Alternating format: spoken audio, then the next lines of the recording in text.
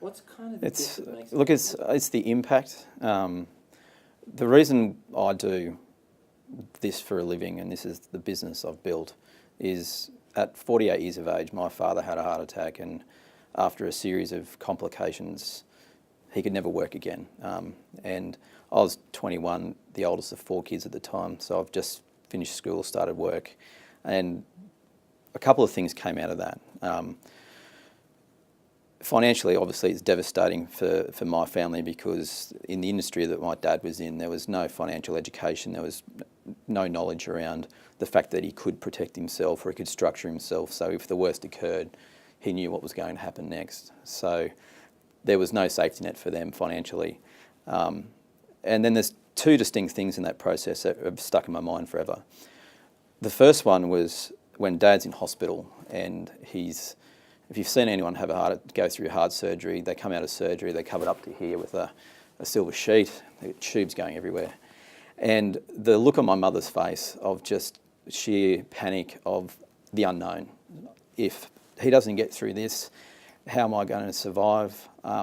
She's effectively been a housewife, taking care of the 4 kids our whole lives. And so financially, what's going to happen next? Obviously, the emotional side of that of going, if he doesn't get out of this, or if he ends up in a state where he can't care for himself, what am I going to do? That's just been burnt into my mind. So on the financial and emotional front, I just don't want to see someone go through that worry of where money's going to come from.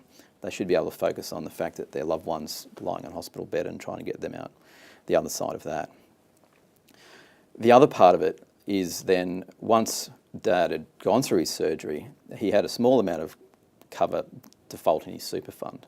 And he had no advisor in his life, and the process for him to go through to get that money took 2.5 years, and he had no one in his corner. So the stress of, again, the unknown, that he doesn't know how this system operates, he doesn't know what processes are involved and what thresholds you need to meet.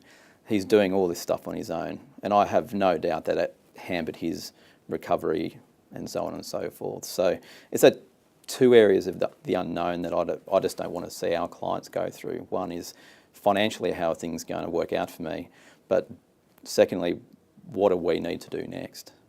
They shouldn't have that burden in their life. So we've built my business fully around making sure that clients are educated around how they properly protect themselves, how they structure themselves, so any insurance that we might put in place for them ends up in the right hands at the right time and it's protected.